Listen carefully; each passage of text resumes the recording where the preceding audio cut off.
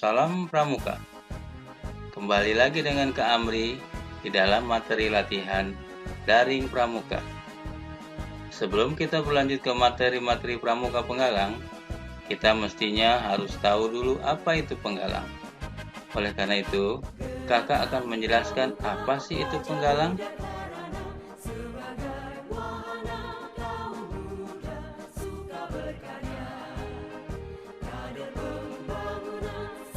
Pramuka Penggalang.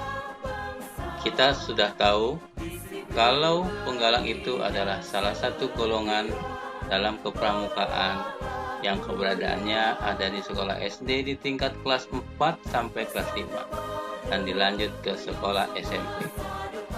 Pramuka Penggalang adalah sebuah tingkatan dalam pramuka setelah tingkatan siaga.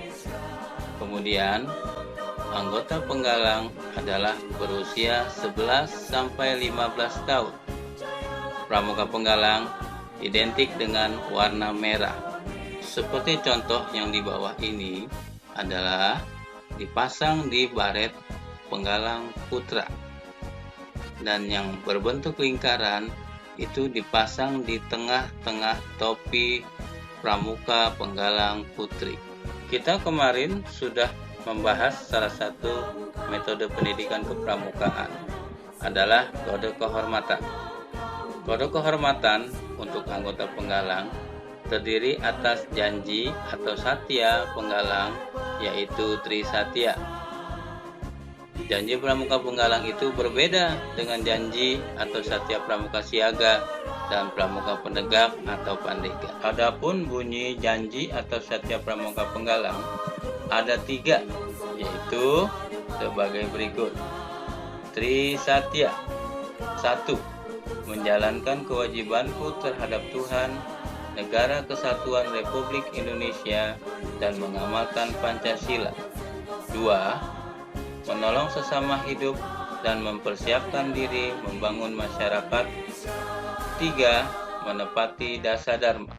Selain satya atau janji di dalam penggalang pramuka, ada juga yang namanya kode moral atau juga dharma, yaitu dasa dharma pramuka yang berisikan 1. Takwa pada Tuhan Yang Maha Esa. 2.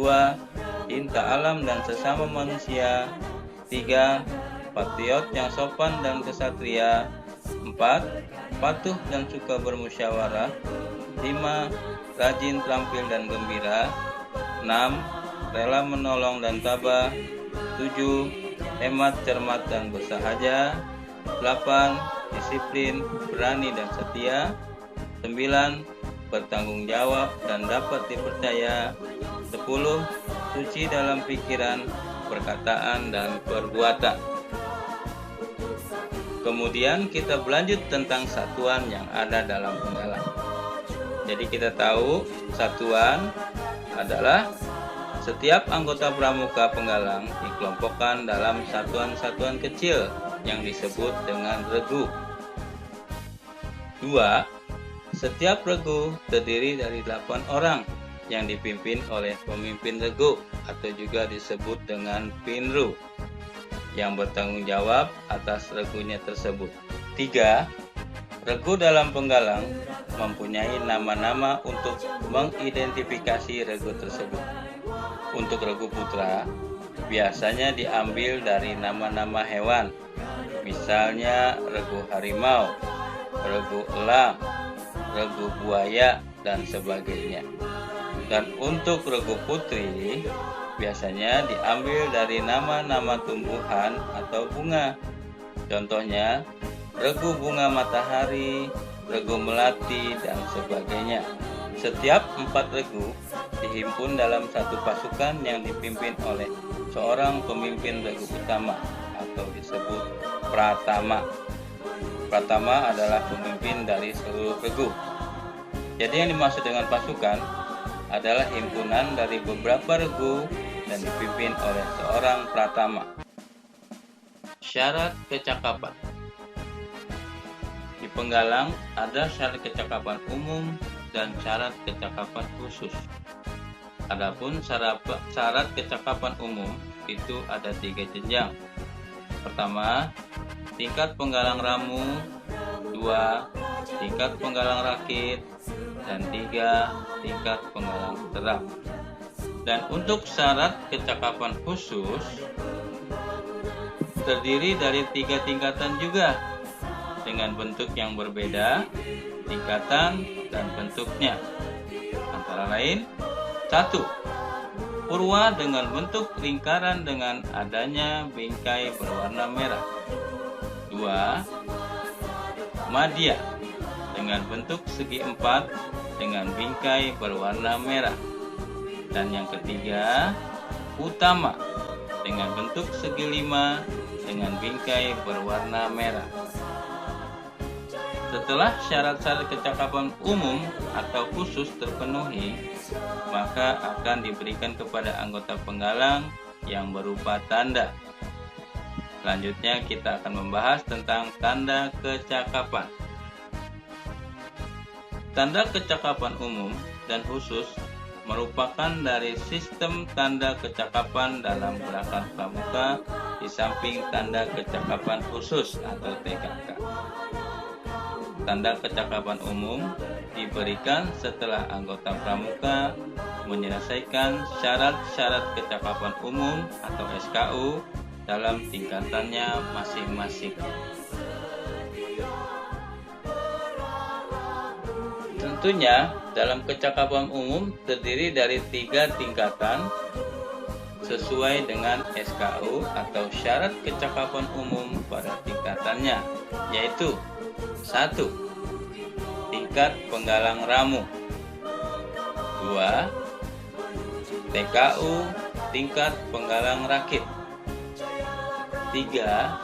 Tingkat penggalang terap. Nah, adik-adik, yang di dalam tanda TKU tersebut adalah manggar atau bunga kelapa.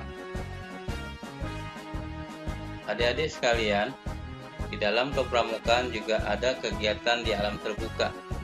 Contohnya, kegiatan yang ada dalam pramuka penggalang. 1. Jambore.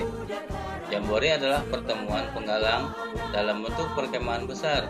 Contohnya, jambore nasional, jambore daerah, jambore cabang, dan jambore ranting. 2. Lomba tingkat.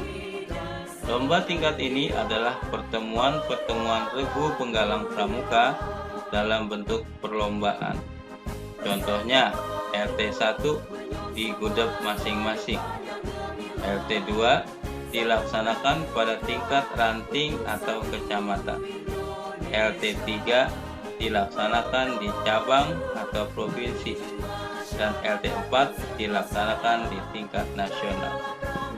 3. Gladian Pinru atau Gladian Pimpinan Regu adalah pertemuan pramuka penggalang yang bertujuan memberikan pengetahuan dan pengalaman di bidang manajerial dan kepemimpinan. 4. Penjelajahan atau weight game adalah pertemuan anggota penggalang dalam bentuk pencarian jejak atau juga disebut dengan orienteering.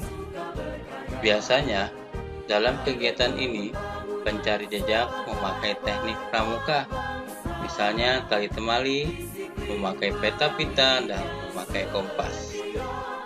Yang kelima, latihan bersama. Biasanya dilakukan oleh 2 gudeg atau lebih berlatih bersama dalam kegiatan latihan pramuka. 6. Perkemahan reguler atau perkemahan yang dilaksanakan minggu depan secara berkala. Contohnya bersami, berjusa, atau yang lainnya. Dan yang terakhir, jambore on the air dan jambore on the internet atau disingkat dengan Jota Joti.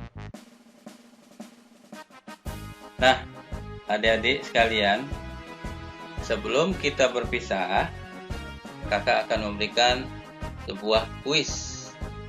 1. Tuliskan dasar dharma pramuka yang ketiga. 2.